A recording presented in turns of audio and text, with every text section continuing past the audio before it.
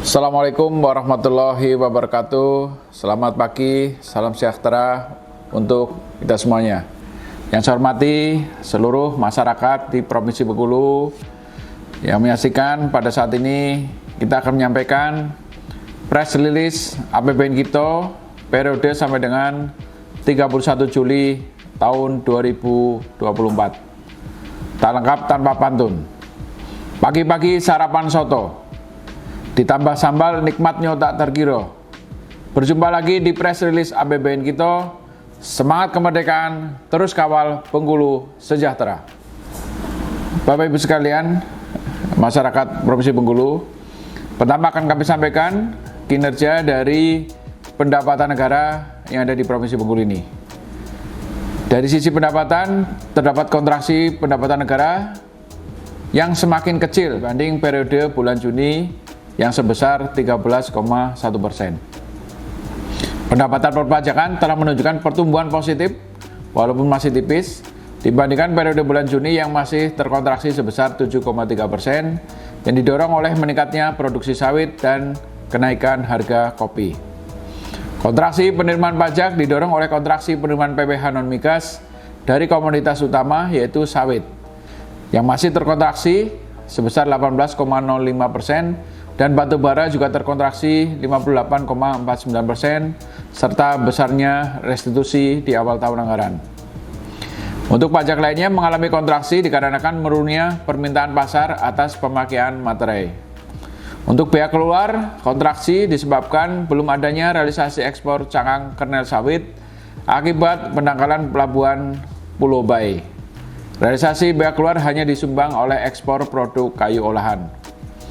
Biaya masuk bersumber dari registrasi email handphone, komputer, tablet, dan sampai sini belum ada realisasi impor melalui Bengkulu. Untuk cukai tumbuh signifikan yang ditopang adanya pabrik rokok sigaret kretek tangan yang ada di Kabupaten Rejang Lebong. Di samping juga ada ultimum remedium dari penindakan rokok ilegal. Bapak Ibu sekalian, masyarakat Bengkulu yang saya hormati, untuk kinerja belanja negara, kami sampaikan bahwa relasi belanja negara tumbuh positif, baik belanja kementerian lembaga maupun transfer ke daerah, yang diharapkan memberikan dorongan terhadap pertumbuhan ekonomi di triwulan ketiga 2024 ini. Untuk belanja pegawai mengalami pertumbuhan 18,5% secara year on year, dampak dari kenaikan gaji pegawai negeri dan juga penyaluran THR serta gaji 13. Untuk belanja barang mengalami pertumbuhan paling besar hingga 29,4%, didorong oleh pelaksanaan pemilu pada Satker KPU dan Bawaslu. Untuk penyaluran dak fisik masih kontraksi secara year on year 10,1% karena keterlambatan penyelesaian data kontrak dalam rangka penyaluran tahap 1 hingga diperpanjang kemarin sampai dengan 31 Juli 2024.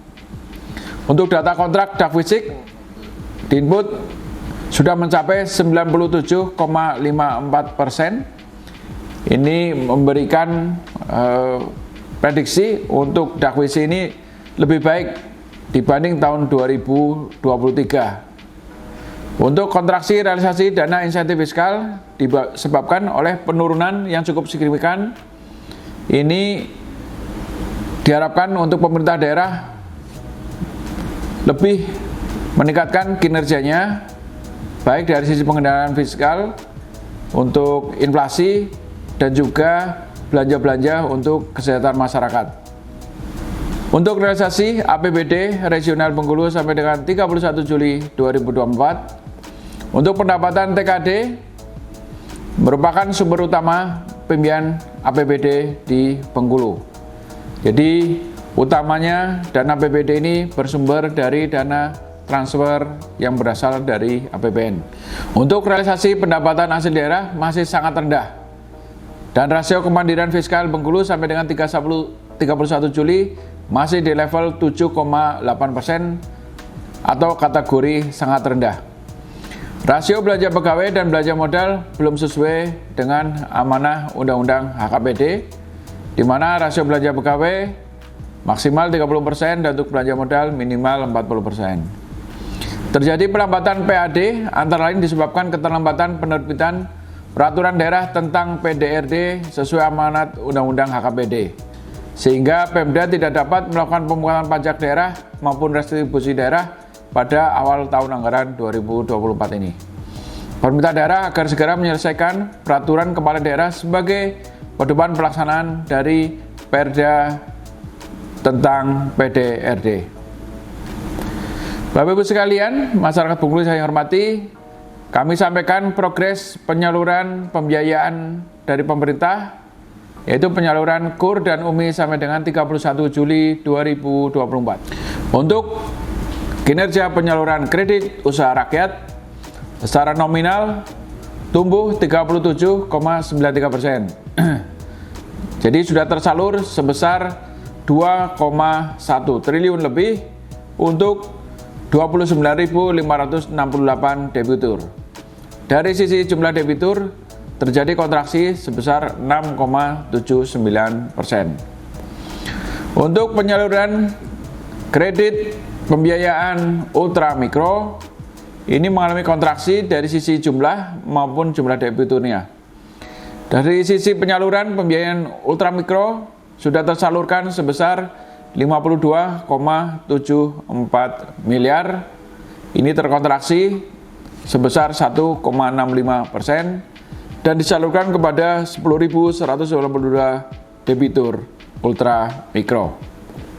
Untuk rincian penyaluran KUR di Provinsi Bengkulu, untuk lembaga penyalur bank terbesar jumlah debitur yang disalurkan oleh Bank Rakyat Indonesia. Dari sisi debitur maupun nilai penyaluran terbesar oleh BRI. Disusul Bank Mandiri, kemudian BSI dan lembaga penyalur perbankan yang lain.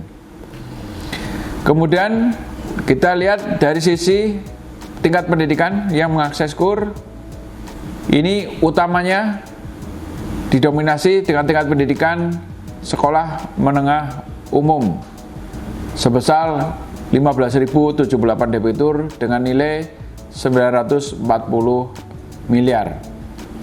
Latar belakang pendidikan debitur ini lebih baik dibandingkan tahun lalu yang didominasi oleh lulusan SD.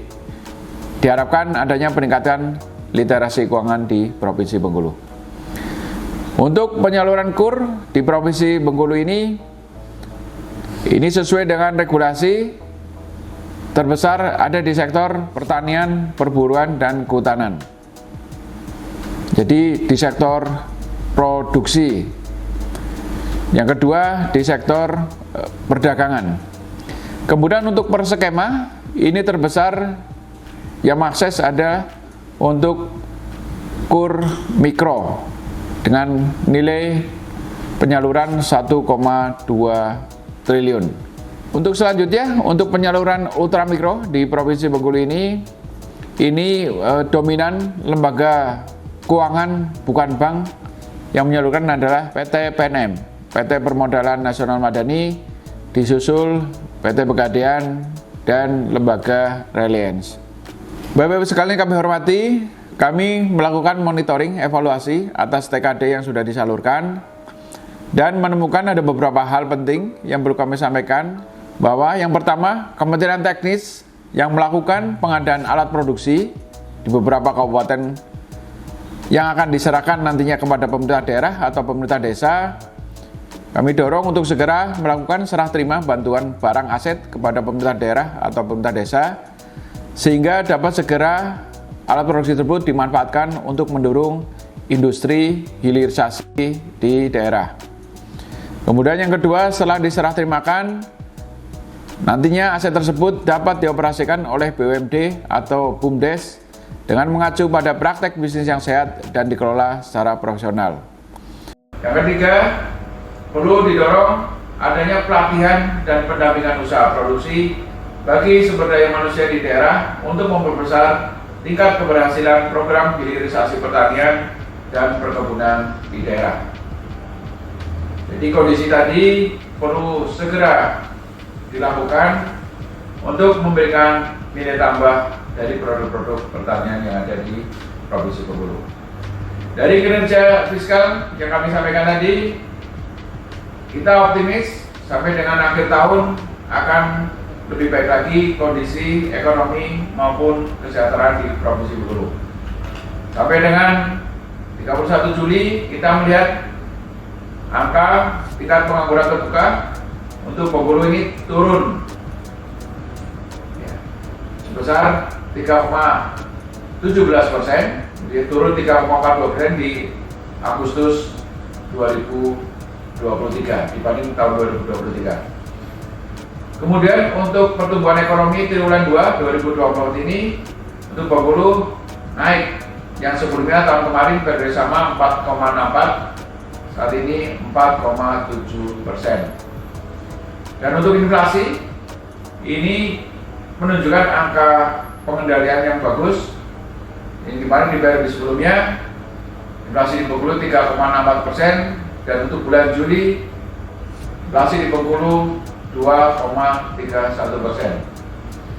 Kemudian untuk nilai tukar petani juga ada kenaikan, yang semula 181,17, sekarang di periode Juli 187,47. Ini diharapkan sebagai indikator para petani di Bengkulu lebih menikmati hasil atau lebih sejahtera. Kemudian untuk penduduk miskin per bulan Maret di Bengkulu ini turun dari 14,04% menjadi 13,56%. Dan salah satu lagi dari indikator kesejahteraan, indeks pembangunan manusia untuk Bengkulu 2023 kemarin signifikan naik 2 digit menjadi 74,3, yang sebelumnya tahun 2022 72,16. Demikian Bapak Ibu sekalian terkait kinerja fiskal APBN kita di Provinsi Bengkulu yang menunjukkan kinerja optimisme kondisi-kondisi makro yang semakin baik di Provinsi Bengkulu. Kami tutup dengan pantun. Jasa para pahlawan di masa lalu merebut kemerdekaan yang akan selalu kita ingat. Sekian paparan kondisi fiskal Provinsi Bengkulu. Jaga kinerja APBN, ekonomi Bengkulu semakin kuat. Terima kasih. Assalamualaikum warahmatullahi wabarakatuh.